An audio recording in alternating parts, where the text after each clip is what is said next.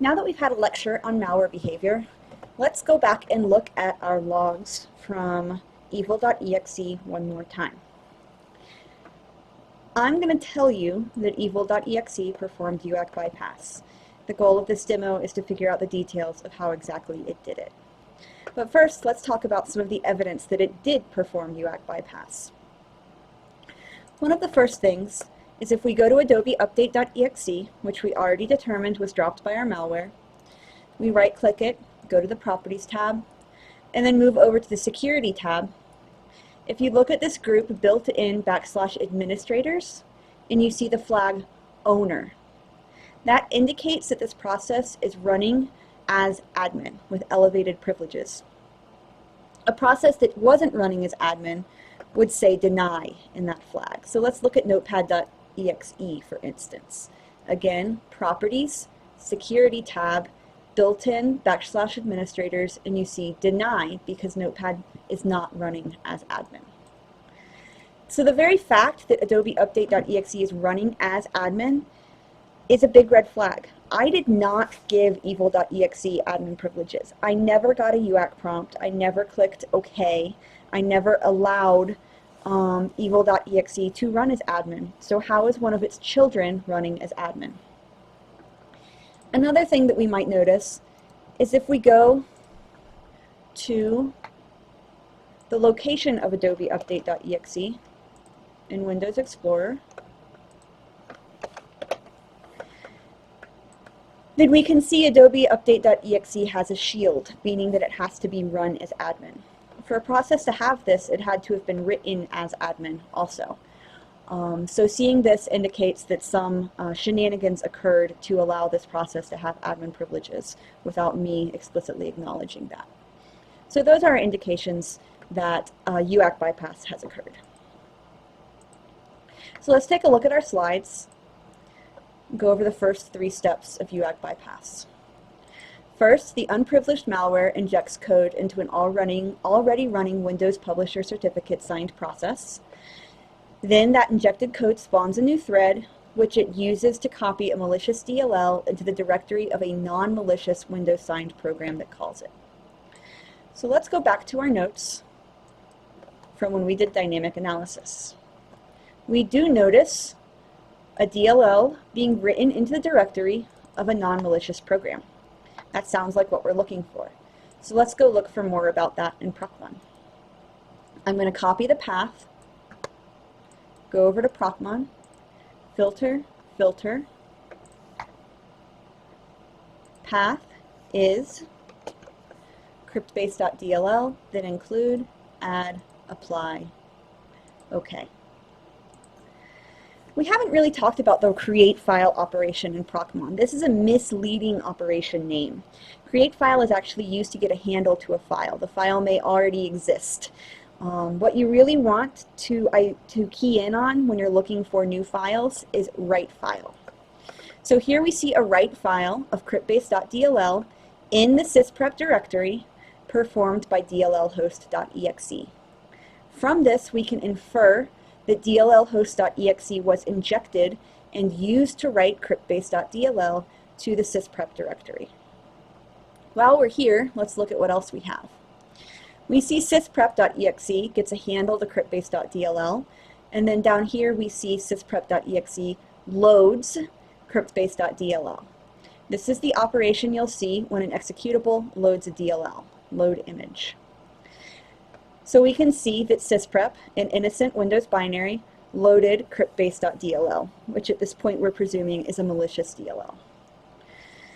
And then down here you can see sysprep was deleted. Again, the operation used to delete a file is the set disposition information file operation with the details delete equals true. So looking back at our slide, we can say the unprivileged malware, in this case evil.exe, injects code into dllhost.exe, and then dllhost.exe copies a malicious DLL, cryptbase.dll, into the directory of a non-malicious Windows signed program, in this case sysprep. Our next steps: the original unprivileged malware launches the non-malicious program. And as a part of normal execution, the non-malicious program attempts to load its DLLs. Following the standard DLL search order, it loads the evil DLL. Okay?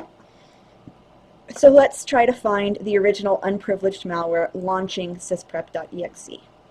Well, the easiest way to do that is going to go to Tools, Process Tree.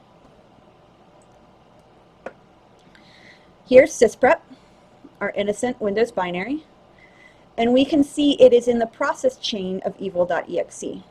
In this case, evil doesn't launch it directly. It actually uses a different file. Evil dropped a .dat file. It's randomly named. Your name will be different than mine. And then executed that file using run-dll32 and an export, in this case, playx64. This .dat file is actually what was responsible for executing sysprep.exe. A little spoiler alert, from a little bit of reverse engineering, you can determine that the purpose of this .dat file is actually to make this evil.exe architecture independent so that it will execute successfully on Windows 32-bit or 64-bit architectures. In this case, this is a 64-bit architecture, so it calls playx64 and then loads the appropriate sysprep. So we can see that even though it doesn't do it directly, we can see that evil.exe is responsible for the execution of sysprep.exe. And then we need to prove that sysprep loaded the crypt base that was written. We've already done that when we were over here and noted the load image of cryptbase.dll that was written into sysprep. The last step, the malicious DLL, under the cover of the legitimate program, relaunches the original malware, this time with privileges. The now privileged malware deletes the evil DLL to clean up the evidence, and the malware can do what it wants with admin privileges. Well, what we really need to show is that the malicious DLL launches the original malware.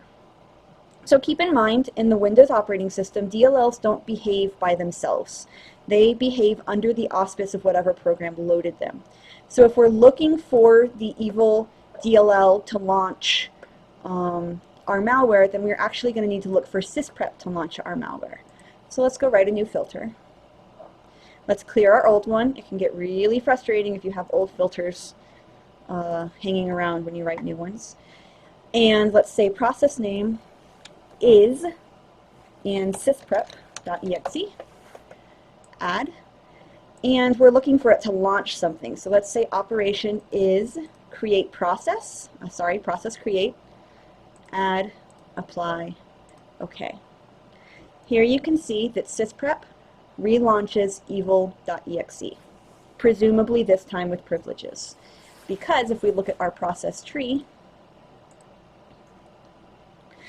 we can see that it is this evil.exe that is launched by sysprep that ultimately writes adobe update.exe. And we know that adobe update.exe was written with privileges. We already confirmed that.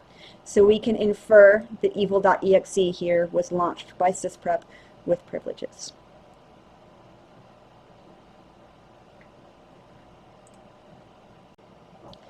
In order to further clarify how DLL load order hijacking works and how it was leveraged to achieve UAC bypass by the malware, let's take a look at what would happen if you execute sysprep.exe in a clean VM.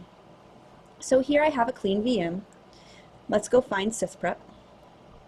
C, Windows, System32.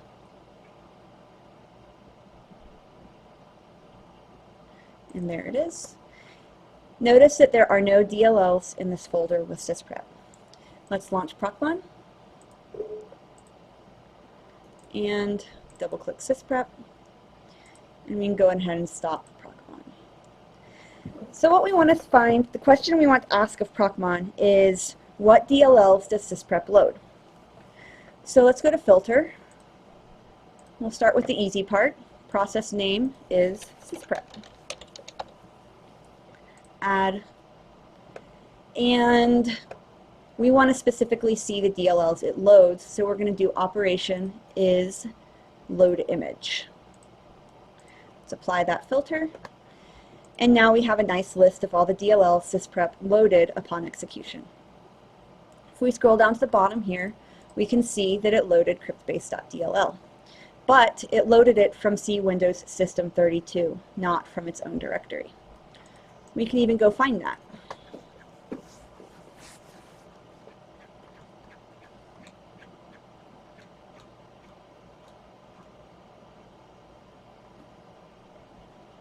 There it is, the legitimate cryptbase that is needed by sysprep. So why, when we executed our malware, did sysprep load cryptbase from its own directory? Well, as we discussed in lecture, that goes back to the standard search order for DLLs. The first place that an application looks for a DLL that it needs is in its own directory. Only after it looks there and does not find it does it go look in the system directory. So when sysprep executed, it loaded the DLL placed in its own directory by the malware because that was the first place that it looked.